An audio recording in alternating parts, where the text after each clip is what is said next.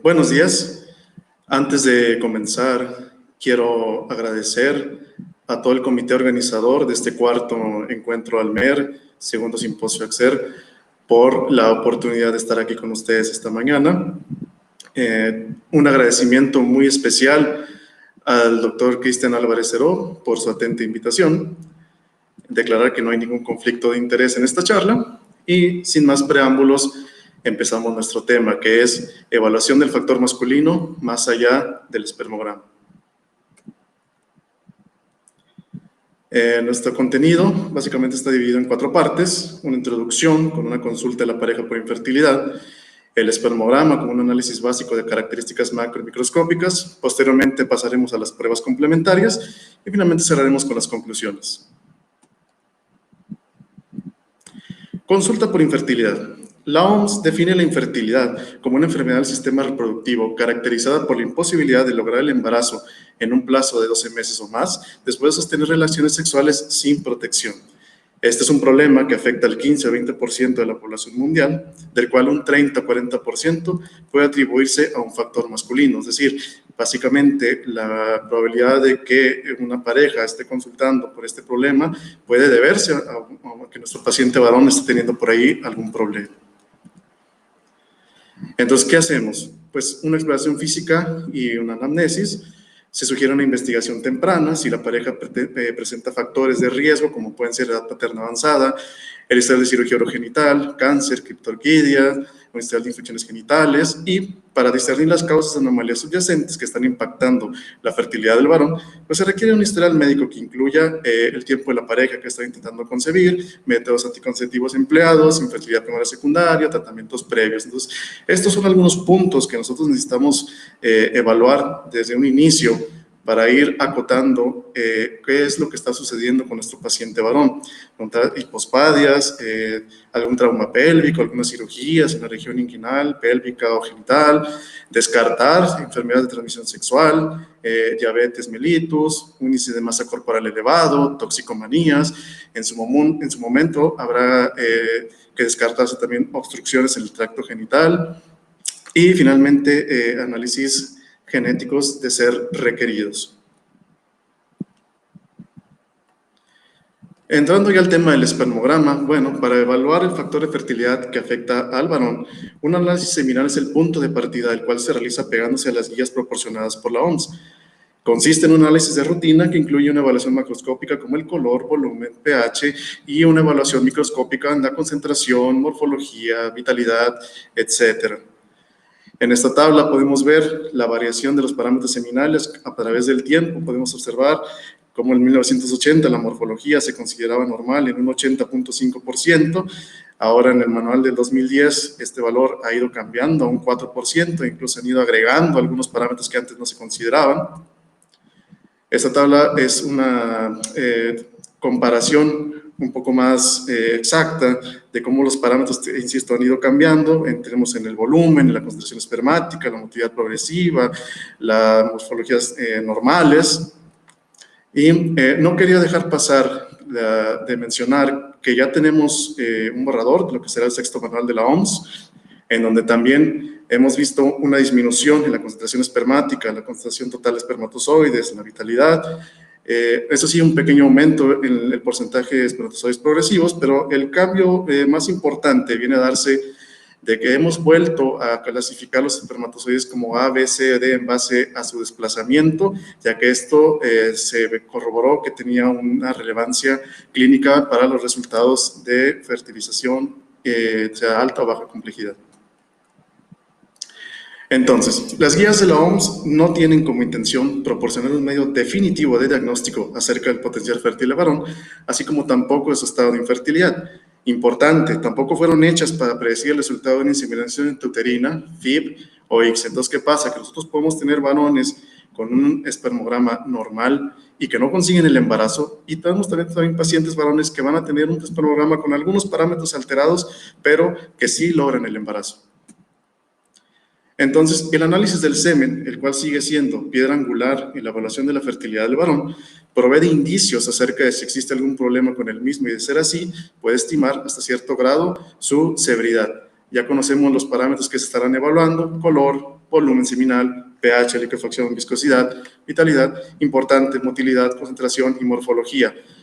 El que ahorita el espermograma sea un análisis que se considera ya un poco sesgado si nos acotamos únicamente para determinar el potencial fértil del varón basándonos en este estudio, es importante recalcar que sí nos va a proveer indicios sobre qué otras pruebas vamos a necesitar realizarle a nuestro paciente para poder tener una mejor percepción del escenario en el que nos encontramos. Por ejemplo, volúmenes seminales disminuidos, pH por debajo de 7.2, unas viscosidades aumentadas, motilidad disminuida, concentraciones por debajo de lo normal. Todo esto nos irá dando pautas para saber qué acciones podemos tomar con respecto a nuestro paciente. Pasando así a lo que vienen siendo estas pruebas complementarias, la primera prueba que nosotros podemos solicitar es un análisis hormonal. Sabemos cómo funciona el eje hipotálamo-hipófisis. El hipotálamo estará segregando la hormona niveladora de gonadotropinas. La hipófisis, por su parte, estará segregando las gonadotropinas por excelencia, FSH y LH. FSH actuando sobre las células de Sertoli, LH actuando sobre las células de Leydig. Estas células de Leydig estarán produciendo testosterona que junto con la FSH permitirán una espermatogénesis correcta. La testosterona también está involucrada en el desarrollo de los caracteres sexuales secundarios y, muy importante, tenemos un sistema de retroalimentación negativa gracias a la inhibina y la testosterona que mantendrán en equilibrio este eje. No obstante, existen condiciones que nos van a dar pauta a pensar que estamos ante algunos problemas de concentración de espermatozoides. Por ejemplo, tenemos por ahí una zoospermia obstructiva o una zoospermia secretora, lo cual podemos ir sospechando si nuestros niveles de FSH, LH y testosterona se encuentran como nos marca aquí esta tabla. De alguna manera, si es necesario, también nos podemos apoyar en una prueba de fructuosa. Con respecto al cultivo microbiológico, la presencia de microorganismos en diferentes áreas del tracto reproductivo masculino puede llevar a procesos inflamatorios, obstructivos, a leucocitospermia y a producción de anticuerpos antiespermatozoides. En este trabajo del grupo de Farahani investigaron 55 estudios. En este gráfico se puede observar todas las especies bacterianas identificadas por un cultivo microbiológico, pero no obstante esto sigue siendo un poco controversial, ya que, por ejemplo, veamos en estos 3 estudios incluidos, el grupo de Vilvanathan no encontró ninguna asociación entre bacteriospermia y tener parámetros seminales alterados. El grupo de Fraxec sí encontró una asociación con respecto a tener una menor concentración de espermatozoides, mayor número de células muertas, por ahí un incremento en la fragmentación del ADN espermático. Y el grupo de Seyat también encontró algunos impactos negativos en la concentración espermática y la motilidad, pero no en la morfología o en el índice de fragmentación del ADN. Por su parte, el grupo de Yue nos plantea que microorganismos como la clamidia pueden presentar un efecto bajo en la vitalidad del espermatozoide, el ureaplasma puede también presentar un efecto bajo en la concentración, el micoplasma, enterobacterias y cocos gram positivos parece ser que no tiene ningún efecto. No obstante, el grupo de Solomon nos marca que presencia de clamidia trachomatis, ureaplasma, Neisseria gonorrea, Mycoplasma hominis, Escherichia coli, pueden ser causantes de epididimitis, epididimorquitis, prostatitis y, muy importante, un aumento de las concentraciones de leucocitos en el plasma seminal. Una leucocitospermia llevará a un aumento de especies reactivas de oxígeno, provocando un estrés oxidativo, el cual impactará negativamente en el ADN del espermatozoide con la subsecuente dificultad para lograr el embarazo o por llevarlo a término. ¿Cuándo debemos solicitar cultivos microbiológicos? Con una hipospermia en pH menor a 7, un frecuente de leucocitos más de 1 millón por mililitro, alotilaciones en el eyaculado, asteno y oligosospermias severas, teratosospermias o antecedentes de infecciones urogenitales. Pasando a los anticuerpos antiespermatozoides, pues sabemos que el testículo es un sitio inmunológicamente privilegiado gracias a la barrera formada por las uniones oclusivas entre las células de Sertoli. Estas células, las células del sistema inmunológico son excluidas del compartimiento de las células germinales del testículo por esta barrera hematotesticular y la destrucción de esta barrera conllevará un impacto negativo en los espermatozoides. Y algunas causas por las que se puede romper son infecciones seminales, el varicocele, torsión testicular o procedimientos quirúrgicos. Existen dos pruebas para confirmar la presencia de estos anticuerpos antiespermatozoides. Uno es el MAR-test, que tenemos aquí a la izquierda.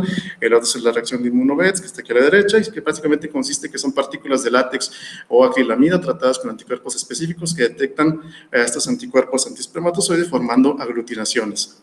¿Cuándo se deben solicitar estas pruebas? Pues cuando nosotros vemos precisamente una muestra espermática, una aglutinación, unión cola-cola, cabeza-cola o cualquier otra variación. Pruebas genéticas. Los 3 factores genéticos más comunes conocidos que están relacionados con infertilidad masculina son anormalidades cromosómicas resultando en una función testicular alterada, mutaciones en el gen de la fibrosis quística con ausencia de conductos deferentes y microlesiones del cromosoma Y con un deterioro espermatogénico aislado. Entonces, el cariotipo de bandas G es usado para analizar anomalías cromosómicas. ¿Cuándo se debe solicitar? En pacientes con historial familiar de abortos recurrentes, malformaciones asociadas a la familia, zoospermia, oligosospermia severa, antecedentes familiares de Klinefelter. En este ejemplo podemos ver que un paciente está diagnosticado con síndrome de Klinefelter porque tenemos 2 cromosomas X y 1 Y. Mutaciones en el gen de la fibrosis quística han mostrado estar comúnmente asociados con infertilidad masculina, particularmente aquellas que involucran el gen CFTR localizado en el brazo largo del cromosoma 7. Estos pacientes van a cursar con ausencia congénita bilateral de conductos deferentes y la mutación más común es la delta F508. No quise dejar pasar la utilidad, de mencionar, perdón, la utilidad del FISH, ya que radica en que varones que tengan un cariotipo normal pueden presentar errores en la meiosis, produciendo gametos anormales. Esto está indicado en fallos repetidos de implantación, abortos recurrentes, alteraciones severas en las características del semen u oligospermias severas. Aquí, por ejemplo, tenemos un espermatozoide donde se ve que tenemos una carga normal cromosómica y aquí tenemos una disomía del cromosoma 3 y el cromosoma 21. Finalmente, las microlesiones en el cromosoma Y se asocian con daños del espermatogénesis cuya severidad se verá relacionada con la región involucrada. Cuando tenemos una deleción de la región AZFA y AZFB, la probabilidad de que tengamos espermatozoides es nula. Sin embargo, de lesiones en la sección AZFC, existe una probabilidad de que encontremos espermatozoides alrededor de un 80%, siempre y cuando se haga por biopsia testicular. Con respecto a la fragmentación del ADN, sabemos que el espermatozoide debe tener una molécula de ADN íntegra para poder fecundar correctamente un ovocito y se desarrolle un embrionario adecuado, ya que este aporta la nada despreciable cantidad del 50% de la información necesaria para la creación de un nuevo ser, pero este ADN se puede ver dañado por factores extrínsecos, como puede ser un periodo de abstinencia muy prolongado en el epidídimo, el varicocele, cáncer, diabetes, infecciones sistémicas, el uso de drogas, tabaquismo, contaminación o radiación. Y también tenemos factores intrínsecos como procesos de apoptosis abortiva o defectos en la maduración que harán que se forme un espermatozoide que va a ser muy vulnerable. Esto se dará como resultado que tengamos una fragmentación del ADN, traduciéndose en infertilidad o en tratamientos de reproducción asistida que no nos dan el embarazo deseado. Incluso se habla de incremento de probabilidad de defectos genéticos al nacimiento. Este metaanálisis del doctor Saucedo de la Yata, entre los estudios evaluados, incluyó uno de Evenson del año 2006, donde ya sabíamos nosotros que parejas con un índice de fragmentación del ADN por debajo del 30% tienen mayor probabilidad de alcanzar un embarazo que aquellas con un índice de fragmentación por arriba de este valor. Los estudios evaluados coinciden en precisamente este señalamiento. Incluso el doctor Góngora Rodríguez nos marca que por arriba de un 25% ya el potencial de fertilización es bajo y por arriba de un 30% ya es muy bajo. Existen ciertas técnicas para la medición de esta fragmentación del ADN. Está la técnica de SCCA, el túnel, el sello cometa, la técnica de SCD. Particularmente nosotros nos hemos decantado por el uso de la técnica de SCD, ya que es una técnica muy sencilla de implementar en el laboratorio, no es costosa. Si bien las técnicas de túnel y de SCA presentan muy buenos resultados, el equipo que es necesario, que en este caso es un citómetro de flujo, puede a veces no ser tan asequible para algunos laboratorios. Por lo tanto, nosotros hemos visto que con la técnica de SCD los resultados son muy buenos y han sido comparables. Entrando a lo que es el estrés oxidativo, bueno, el estrés oxidativo se da cuando las especies reactivas de oxígeno sobrepasan la capacidad antioxidante del sistema y por lo tanto, en este estado de presencia elevada de especies reactivas van a dañar componentes de la célula, incluyendo proteínas, lípidos y el ADN. El espermatozoide es altamente susceptible a este daño, ya que su membrana plasmática es rica en ácidos grasos poliinsaturados, lo que se llevará a un proceso de peroxidación lipídica en caso de encontrarse en un ambiente donde tenemos especies reactivas de oxígeno elevadas. Este daño a la membrana plasmática del espermatozoide dificultará su proceso de capacitación o su reacción acrosómica, impidiendo su fertilización en el ovocito. Tenemos también daños en las mitocondrias, en la membrana mitocondrial, interna y externa, por estas especies reactivas de oxígeno, liberando citocromo C, que tendrá como consecuencia también la acción de las caspasas, que se sabe que es un proceso apoptótico en el espermatozoide, y que, por supuesto, ya sabíamos que habíamos mencionado cómo estas especies reactivas de oxígeno también van a dañar la integridad del ADN. Ahora, no significa que todas las especies reactivas de oxígeno son malas, de hecho son necesarias en un nivel equilibrado para la maduración del espermatozoide, para la traducción de señales, para la capacitación y la motilidad, para la acción acrosómica y la fertilización. No obstante, por factores endógenos, como pueden ser un aumento de leucocitos, espermatozoides inmaduros, el varicocele, y por factores exógenos como radiación, toxinas, tabaquismo o alcohol, se dará un incremento del estrés oxidativo, lo cual llevará a la peroxidación lipídica que ya mencionamos, daños en el ADN, y esto terminará en una apoptosis. Existen algunas técnicas para medir este estrés oxidativo. En la casa de Oxisperm, la casa de Allotech maneja el kit de Oxisperm, que se usa el nitroazul de tetrasolio y se basa en la capacidad de las sales de este tetrasolio solubles en agua y otras moléculas asociadas con estrés oxidativo a ser convertidas por la acción de aniones superóxido en cristales azules insolubles en agua conocidos como formazán. Estos cristales se irán almacenando en las cabezas de los espermatozoides, y conforme vaya pasando el tiempo nosotros tendremos por colorimetría un resultado que nos estará indicando qué grado de estrés oxidativo tiene nuestra muestra. Es una prueba muy sencilla de realizar y yo creo que es bastante asequible para cualquier laboratorio que esté trabajando en el área de andrología. Tenemos, por otro lado, el sistema Myoxis, que esta es una prueba cuantitativa, ya que mide la transferencia de electrones de los reductores y los oxidantes. El diferencial electroquímico entre oxidantes y reductores es llamado potencial redox, que se mide en milivolts. Un valor de corte de 1.26 milivolts por millón de espermatozoides por mililitro identifica muestras de semen con estrés oxidativo elevado o no.